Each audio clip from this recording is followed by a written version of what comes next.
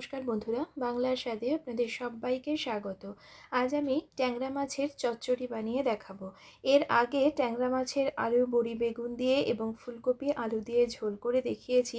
তবে আজকের এই রেসিপিটা কিন্তু গরম ভাতের সাথে খেতে যেমন দুর্দান্ত লাগে, তেমন কিন্তু খুব অল্প সময়ের মধ্যে সহজভাবে বানিয়েও নেওয়া যায়।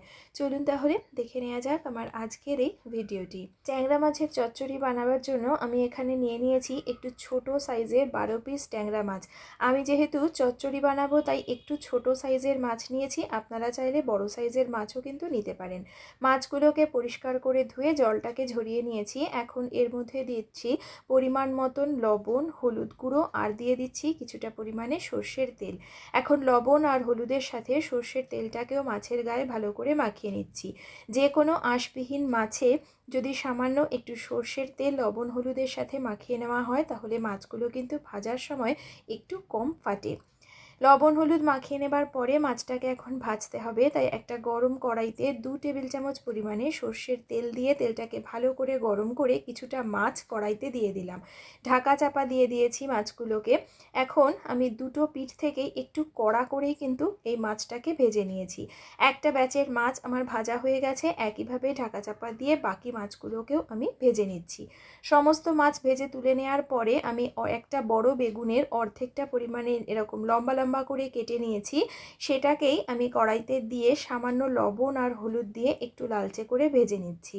আমি কিন্তু এই সময় এটাকে ঢেকে দিচ্ছি না, হাই ফ্লেমে রেখে নাড়াচাড়া করতে করতেই এগুলোকে ভেজে নেব।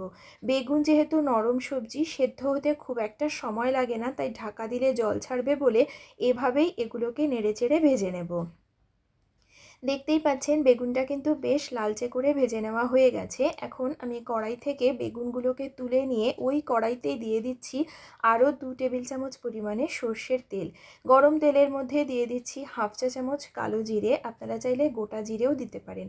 এবার এর মধ্যে লম্বা লম্বা করে কেটে রাখা একটা বড় মাপের আলু আর দিয়ে দিচ্ছি কিছুটা পরিমাণে ফুলকপি। ফুলকপির ফুলগুলোকে ছোট ছোট করে কেটে 1 মিনিটের জন্য ভাপিয়ে নিয়েছিলাম।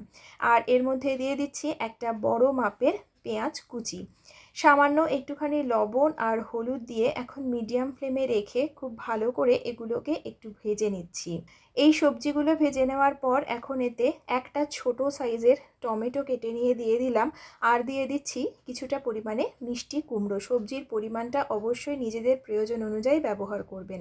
মিষ্টি কুমড়োটা দেওয়ার পরে এবার এতে দিয়ে দিচ্ছি 4টে চেরা কাঁচা লঙ্কা, দিয়ে দিচ্ছি 1 চা চামচ পরিমাণে জিরে গুঁড়ো, 1 চা চামচ কাঁচা লঙ্কা বাটা, 1 চা চামচ আদা বাটা, কাশ্মীরি লঙ্কা গুঁড়ো হাফ চা চামচ, দিচ্ছি স্বাদ মতো লবণ। এর আগেও কিন্তু আমরা লবণ দিয়েছিলাম, তাই লবণটা বুঝে দিতে হবে। দিয়ে দিচ্ছি এর মধ্যে হলুদ গুঁড়ো 1 চা চামচ পরিমাণে। এবারে সামান্য একটুখানি জল দিয়ে মশলাটাকে ভালো করে নেড়েচেড়ে একটু কষতে দেবো, যাতে করে মশলার কাঁচা গন্ধটা চলে যায়। মশলাটাকে ভালো করে নেড়েচেড়ে একটু কষিয়ে নিয়েছি। আর এখন কিন্তু মশলার যে কাঁচা গন্ধটা সেটা চলে গেছে, তবে সবজিগুলো এখনও কিন্তু পুরোপুরি সেদ্ধ হয়নি। তাই সবজিগুলো সেদ্ধ করার জন্য গ্যাসটা কমিয়ে এটাকে ঢাকা দিয়ে রাখবো মোটামুটি 5 থেকে 7 মিনিটের জন্য। 5-7 মিনিট পর এখন আমি ঢাকনাটাকে তুলে নিচ্ছি, দিয়ে নিচ থেকে একটু নেড়েচেড়ে দিচ্ছি। লবণ দেওয়া ছিল এবং ঢাকা দিয়েছিলাম বলে সবজির যে ময়েশ্চার সেখান থেকেই কিন্তু যে জলটা ছেড়েছে তাতেই এটা সেদ্ধ হবে। এই তরকারিতে কিন্তু কোনো রকম জল দেয়া যাবে না। আমি একটা কুমড়ো একটু চেক করে নিয়েছি, যেহেতু কুমড়োটা আমি শেষে দিয়েছিলাম। এবারে কুমড়োটা যখন দেখলাম সেদ্ধ হয়ে গেছে, সেই সময় ভেজে রাখা যে মাছ আর বেগুনটা ছিল সেটা এর মধ্যে দিয়ে হালকা হাতে খুব ভালো করে একটু নেড়েচেড়ে দিচ্ছি। খেয়াল রাখবেন মাছগুলো যেন ভেঙে না যায়। আর আমি এটা শীতকালে বানিয়েছি বলে এর মধ্যে ফুলকপি ব্যবহার করেছি। কেউ যদি গরমকালে এই তরকারিটা বানান সেক্ষেত্রে কিন্তু এর মধ্যে পটলও ব্যবহার করতে পারেন।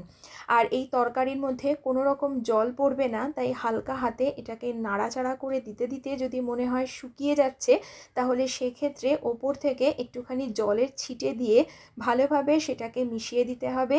এবারে গ্যাসের ফ্লেমটাকে কম করে দিয়ে এটাকে ঢাকা দিয়ে আবারও রেখে দিচ্ছি মোটামুটি 3 থেকে 4 মিনিটের জন্য, যাতে করে সমস্ত কিছু ভালোভাবে মজে আসে। 3-4 মিনিট পর এবার ঢাকনাটা তুলে দেখাচ্ছি। আমাদের কিন্তু মাছ চচ্চড়ি মোটামুটি তৈরি হয়ে গেছে। মাঝখানে ঢাকাটা খুলে আমি এক আধবার একটু নেড়েচেড়ে দিয়েছিলাম। আপনারা এই সময় আপনাদের টেস্ট অনুযায়ী লবণ আর ঝালটা একটু চেক করে নেবেন। আর আমি এতে চিনি দিইনি, আপনারা চাইলে দিতে পারেন। এবার ওপর থেকে আমি 1 চামচ মতন সর্ষের তেল আর কিছুটা পরিমাণে ধনেপাতা কুচি দিয়ে দিলাম। আর যেহেতু এই তরকারিতে জল পড়ে না, সেজন্য তেলটা একটু বেশি করে দিলে কিন্তু এটা খেতে ভীষণ ভালো লাগে। হালকা হাতে সমস্ত কিছু ভালো করে নেড়েচেড়ে মিশিয়ে দিচ্ছি। এবার গ্যাসটাকে অফ করে দিচ্ছি, দিয়ে এটাকে ঢাকা দিয়ে স্ট্যান্ডিং টাইমে 2 মিনিট রেখে আমি পরিবেশন করে আপনাদের দেখাচ্ছি। আর আপনারা চাইলে কিন্তু গরম মশলার গুঁড়োও দিতে পারেন। তৈরি হয়ে গেল শীতের সবজি দিয়ে ছোট ট্যাংরা মাছের চচ্চড়ি। রেসিপিটি আপনাদের কেমন লাগলো আমাকে কমেন্ট করে জানাবেন, এবং আমার ভিডিওটি শেষ পর্যন্ত দেখার জন্য আপনাদের সকলকে জানাই অসংখ্য ধন্যবাদ।